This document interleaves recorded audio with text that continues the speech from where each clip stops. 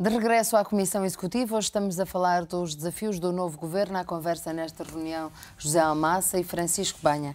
José Almassa, estávamos a falar antes do intervalo sobre um pacto de regime ou até um acordo mais alargado em determinadas áreas importantes da governação.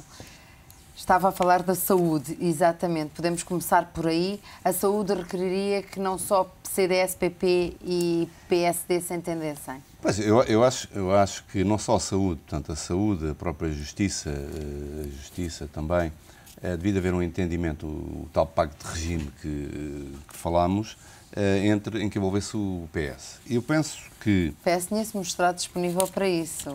Portanto, então é a altura de se avançar, não é? Portanto, é evidente que neste momento o PS agora tem um vazio porque não tem líder, não é? Portanto, o líder foi embora, portanto tem que eleger um novo líder e, portanto, há que saber com quem negociar no PS. É uma dificuldade que tem portanto, a coligação neste momento, porque não há secretário-geral ou um secretário-geral que se demitiu. Mas porque é que a importância do PS neste contexto seria... Porque, por duas razões. Uma das razões é que o PS foi o PS que assinou o memorando de entendimento com a Troika, não é? Portanto, com o triunvirato.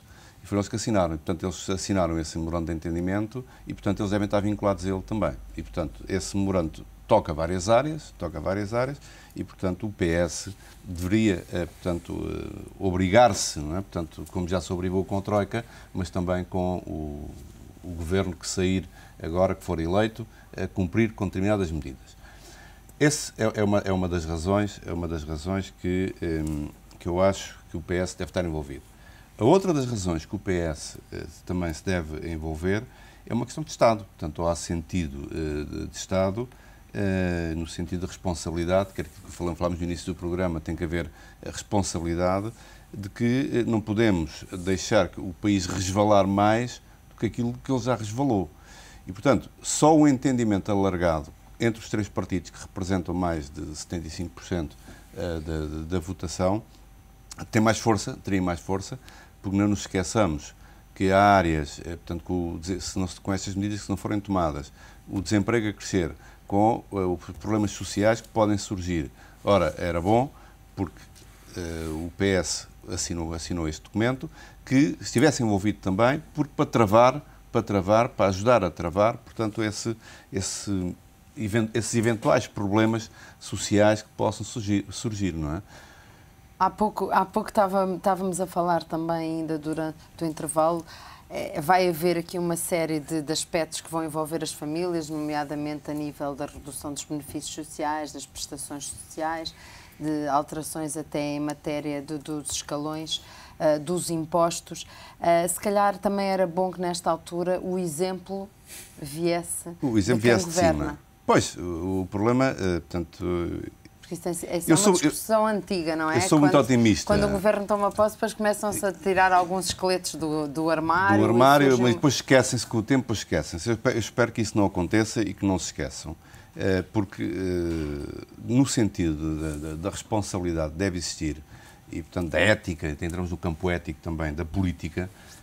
Eu, por exemplo, ouvi ontem, tenho ouvido algumas notícias, que alguns dos seus deputados que agora largaram que saem da Assembleia, que têm já 3 mandatos, têm 15 anos ou 12 anos de deputados, em que vão pedir, portanto, pensões vitalícias e que vão sair deputados com pensões vitalícias.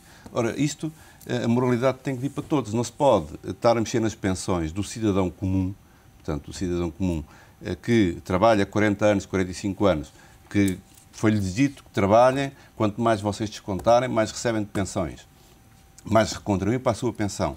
E depois, no fim, ao fim destes anos todos, dizem assim, não, se o senhor está a ganhar muito, a gente vamos reduzir a pensão. Ora, para já, acho que isto sob o ponto de vista em relação às pensões, eu estou perfeitamente de acordo para corrigir a despesa, mexer na despesa, que se mexam nos salários, porque pode ser uma das medidas. Agora, acho escandaloso que se mexam nas pensões, sejam elas as mais baixas ou as mais altas, porque não vamos falar, os políticos gostam muito de falar, são direitos adquiridos. Não, estes são direitos de propriedade, porque as pessoas contribuíram, trabalharam para aquela pensão e não é agora com 60 anos ou 65 ou 70, que já estão reformados, a que vão arranjar outra atividade e aonde para completar o seu nível de vida que já tinham, para o qual contribuíram durante 40 anos, alguns 45.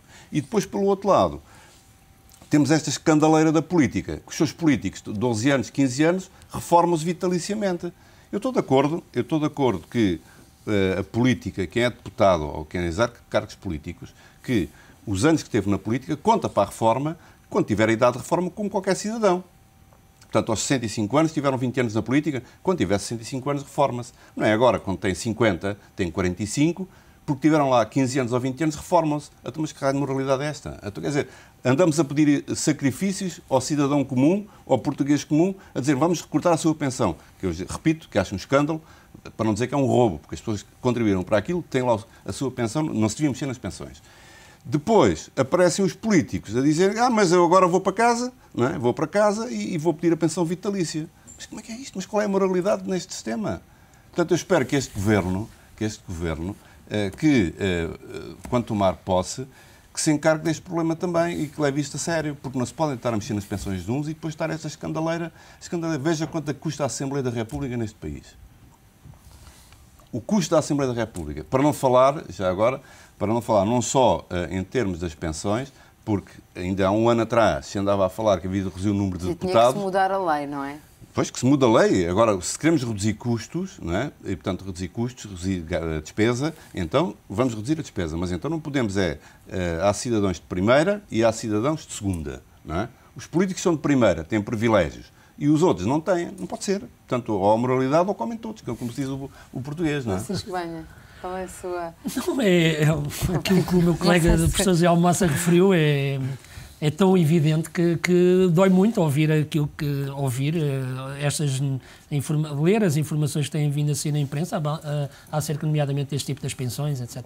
Mas eu quero acreditar, eu estou muito otimista, muito sinceramente, e eu quero acreditar, aliás, há uma coisa positiva, não tem havido fugas de informação nas negociações que têm estado a haver, isso acaba por pode ser uma boa indicação, um bom sinal de que há um grande profissionalismo, uma grande eficácia na gestão dos processos. Para haver a eficácia, a humildade, a credibilidade ajuda bastante, e eu quero que isso venha também depois a refletir nesse tipo de situações que acabou de referir, e por isso eu acho que nós deveríamos agora passar a aproveitar esta onda positiva de esperança, porque a palavra que eu mais li escrita era esperança, para agora então tentarmos fazer algo que esteja ao nível de todos nós para que as coisas se alterem.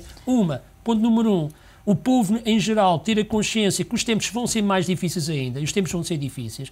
E depois os empresários... Sim, mas não podem ser difíceis só para uns e para outros não. Não, mas isso já falámos. Já falei, eu concordo, e portanto não acho que por aí... É uma questão de responsabilidade de quem tem essas matérias sob a sua alçada. E o PS também terá as suas responsabilidades. Agora, acho que temos que aproveitar a onda positiva e introduzir um conjunto de fatores que eu penso que estão ao dispor de todos nós. Nomeadamente, reforçar a proatividade e a promoção de Portugal nos destinos que já foram identificados, o caso dos Estados Unidos, da China, da Índia, da Angola, portanto a Alemanha, a Espanha, etc.